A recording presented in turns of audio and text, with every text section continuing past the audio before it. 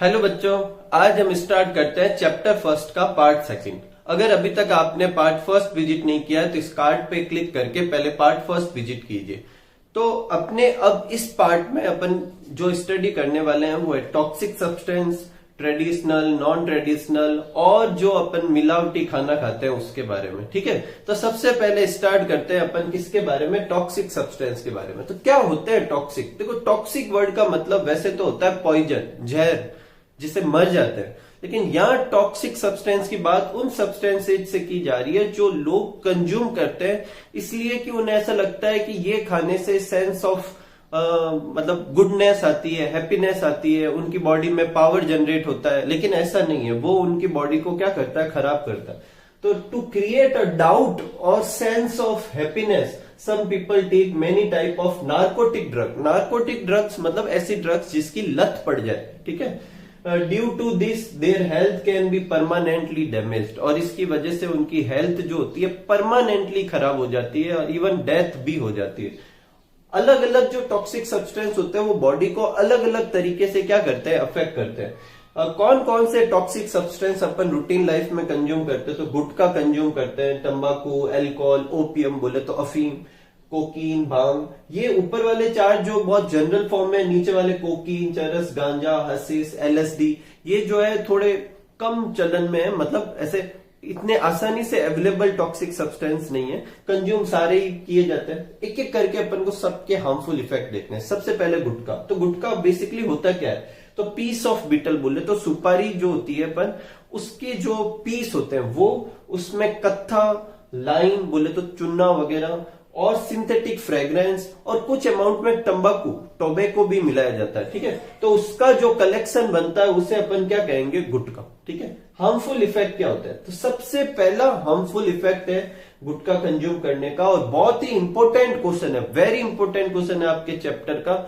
सब mucosa fibrosis करके एक डिजीज होती है जो किसके कंजम्पशन से होती है, गुटखा कंज्यूम करने की वजह से होती है। इससे ये जॉ के बीच की जो मसल्स होती है वो बिल्कुल जाम हो जाती है, जिसकी वजह से अपना जो जॉ है, अपर और लोअर, जो पूरा एक दूसरे से सेपरेट नहीं हो पाता, मतलब ओपन नहीं कर पाते माउथ। जो लोग गुटखा कंज्यूम करते हैं वो अपना मुंह पूरी तरह से खोल नहीं पाते। ठीक है, कार्सिनोजेनिक भी होता है, बोले तो कैंसर भी क्रिएट करता है।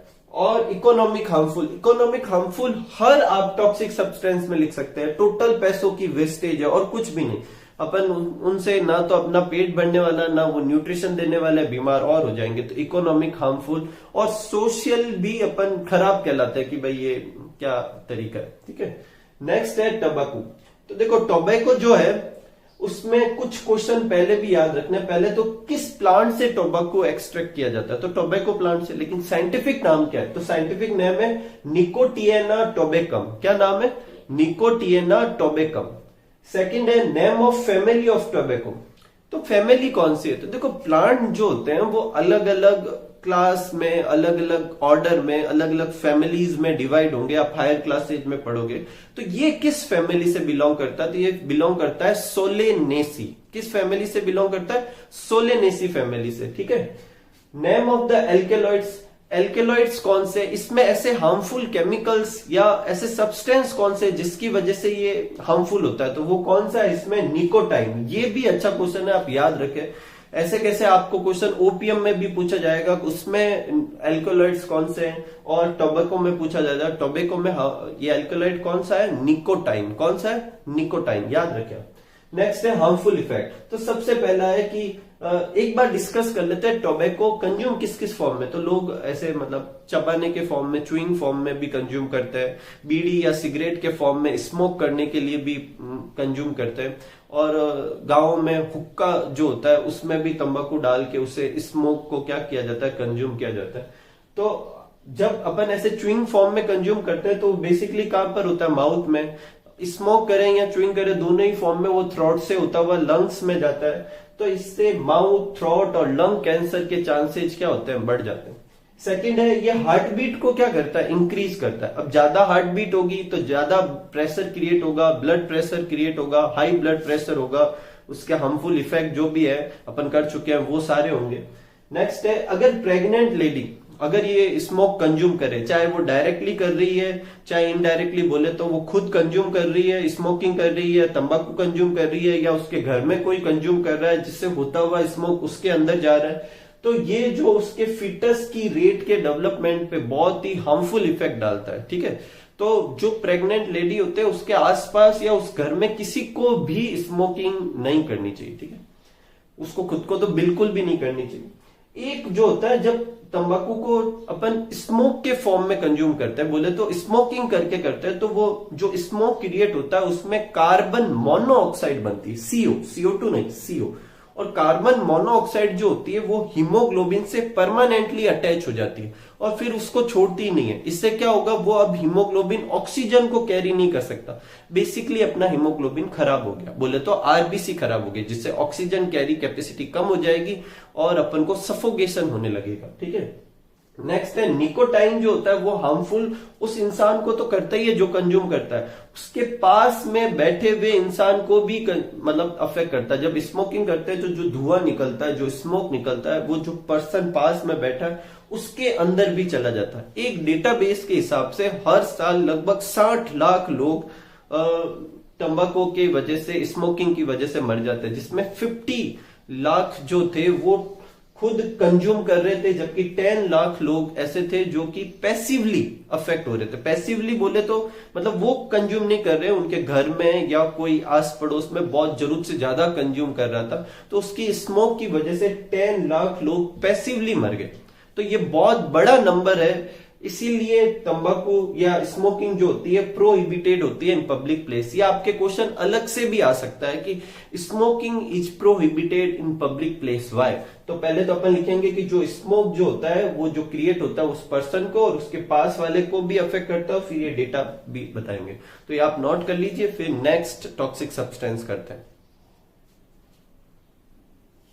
नेक्स्ट टॉपिक है ओपियम। तो देखो ओपियम किस प्लांट से ऑब्टेन करते हैं? पेपेवर सोमिनिफेरम प्लांट का साइंटिफिक नाम है, जिससे ओपियम को क्या किया जाता है, एक्सट्रैक्ट किया जाता है। ओपियम निकाला कहां से जाता है? तो ओपियम प्लांट पे कैप्सूल लगता है, बोले तो ऐसे फ्रूट जैसा लगता है, उस पे जब कट लगाते हैं तो मिल्क जैसा सब्सटेंस बाहर निकलता है, जिसको क्या कहते हैं, लेटेक्स। और वही ड्राइड होने पर, सूखने पर ब्लैक ब्राउन कलर का हो जाता है, जिसको यूटिलाइज किया जाता है। तो opium is dried latex from opium capsule. ठीक है, एल्केलॉइड्स कौन से होते हैं? Morphine, codeine, nicotine, papaverine, somniferine. Tobacco में कौन सा था? निकोटाइन। इसमें ये बहुत सारे हैं। कल्टीवेशन क्यों किया जाता है, खेती की क्यों जाती है टोबैको की या फिर ओपियम की? तो आंसर है कि इनसे बहुत सारे मेडिसिनल सब्सटेंस निकलते हैं, जैसे मॉर्फिन और कोडीन जो है वो पेन किलर बनाने में यूज होता है। यही वजह है कि इसकी टोबैको की क्या की जाती है, कल्टीवेशन।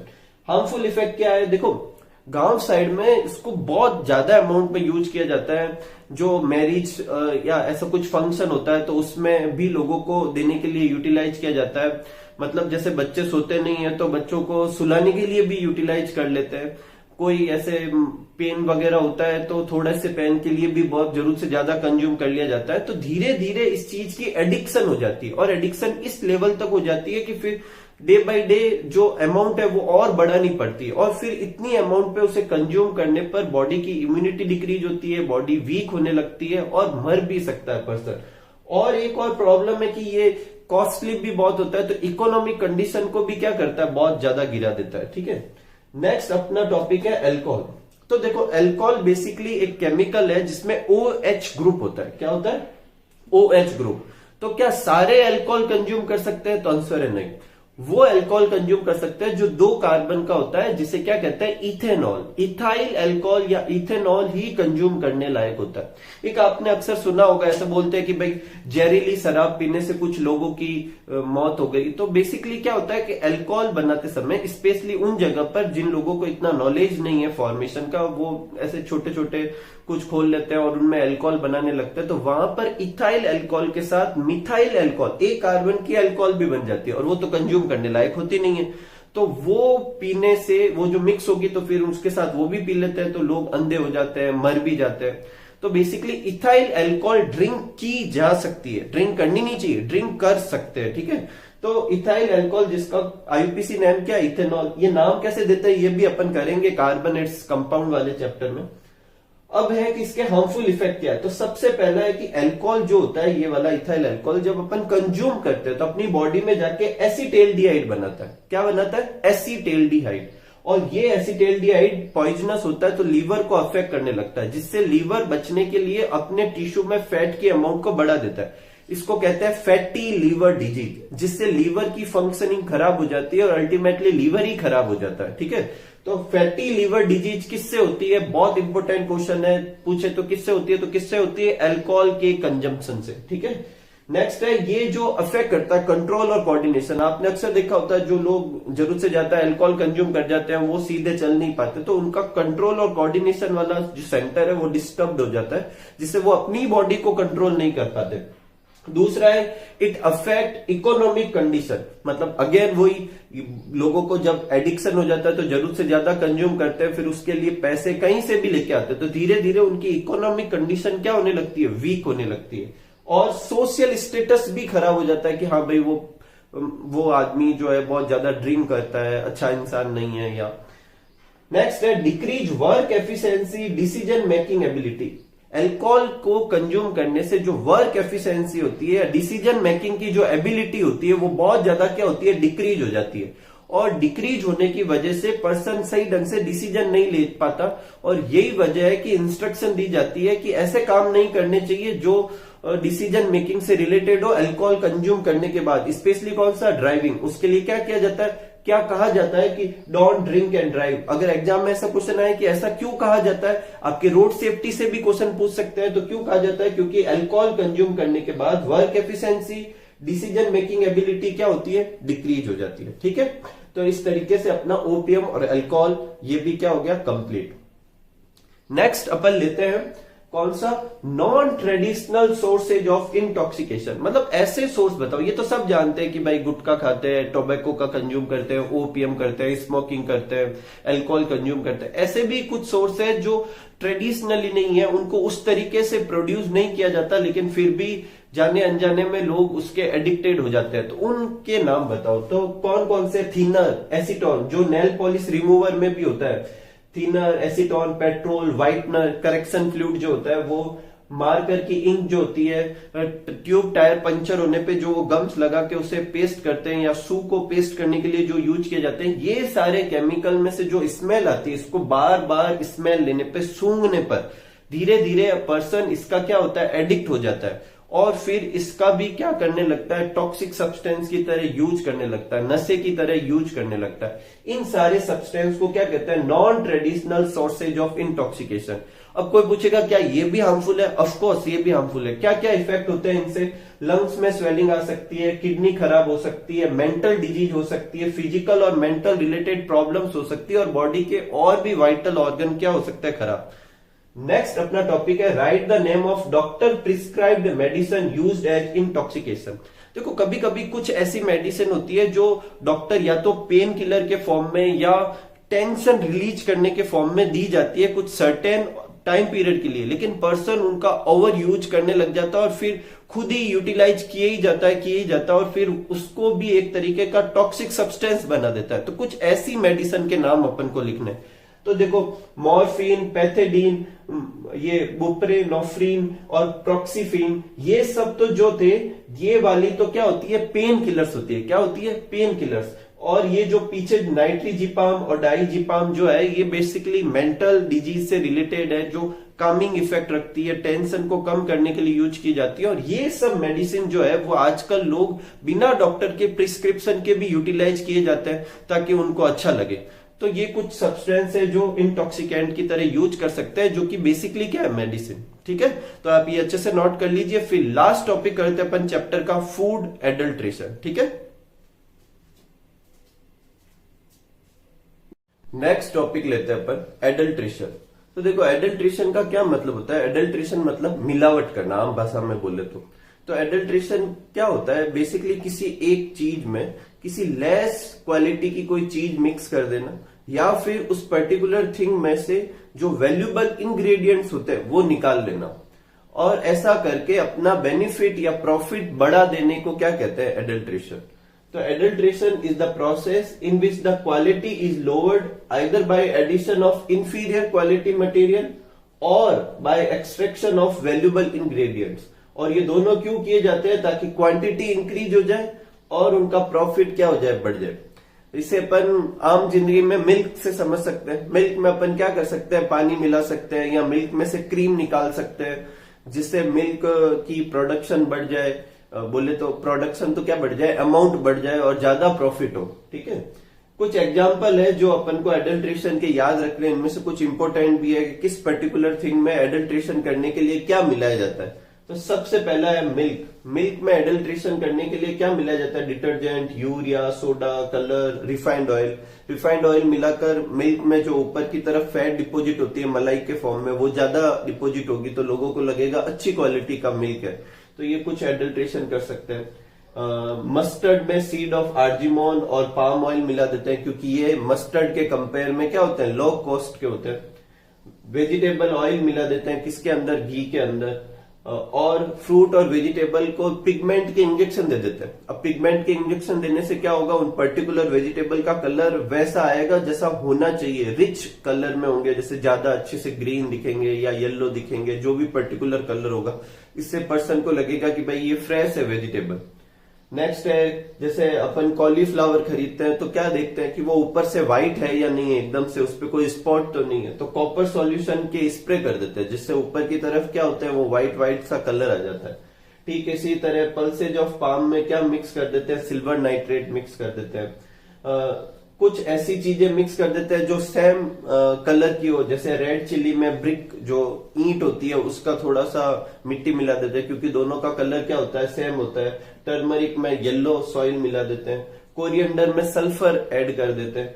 ठीक इसी तरीके से ब्लैक पेपर, आपने कभी पपैया के सीड देखे हो तो उनके सीड एकदम ब्लैक पेपर, काली मिर्च के जैसे जैसे होता है, तो वो उसमें ऐड कर देते हैं। तो बेसिकली ये सब इसलिए किया जाता है ताकि क्वांटिटी तो बढ़ जाए और उनका प्रॉफिट बढ़े। ठीक है, और वो अपने प्रॉफिट के चक्कर में लोगों की हेल्थ से क्या करते हैं, बुरी तरह से खिलवाड़ करते हैं। नेक्स्ट अपना टॉपिक है कि पीएफए क्या होता है। तो पीएफए क्या किया गया, 1954 में एक एक्ट बनाया गया फूड एडल्ट्रेशन को रोकने के लिए।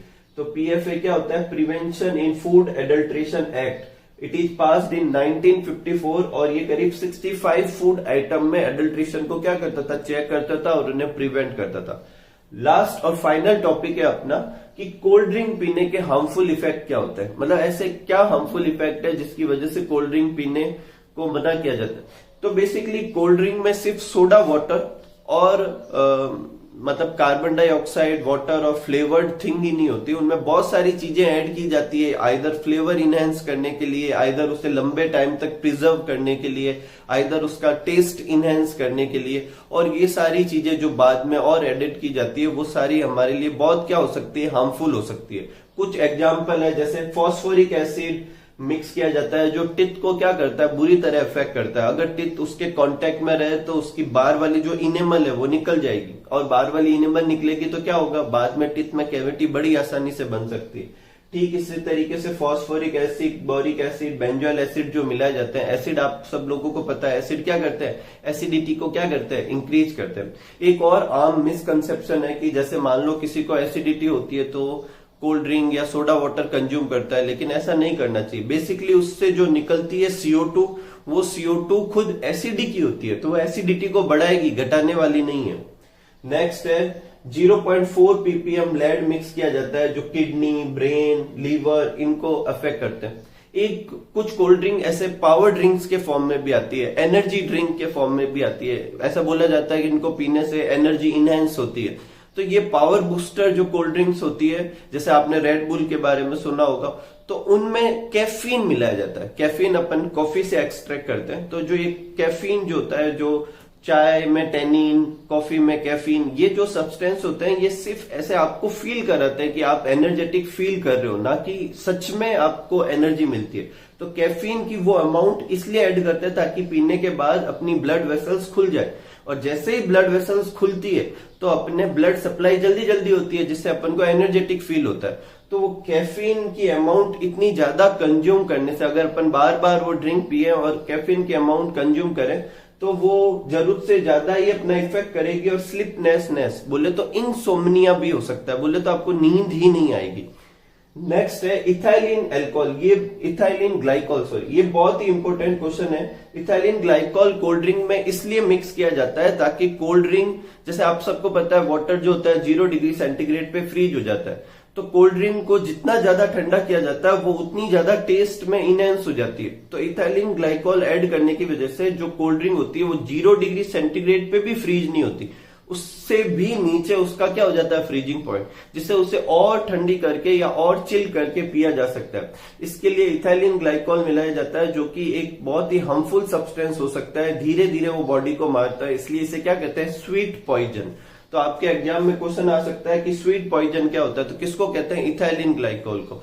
नेक्स्ट क्वेश्चन के इथाइलिन ग्लाइकॉल को कोल्ड ड्रिंक में क्यों ऐड किया जाता है, क्यों ऐड किया जाता है, ताकि कोल्ड ड्रिंक जो है उसका फ्रीजिंग पॉइंट डिक्रीज हो जाए, वो 0 डिग्री सेंटीग्रेड पे भी फ्रीज ना हो।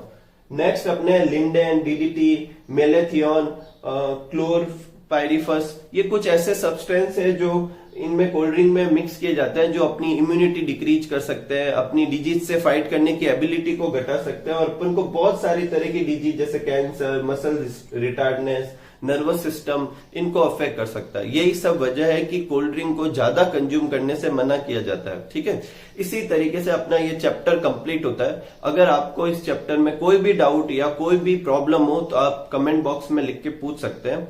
अगर कोई क्वेश्चन या कोई क्वेरी हो तो भी वहां पे लिख के पूछ सकते हैं। ठीक है, तो अच्छे से पढ़िए, खूब सारा पढ़िए और मन लगा के पढ़िए। Thank you for watching.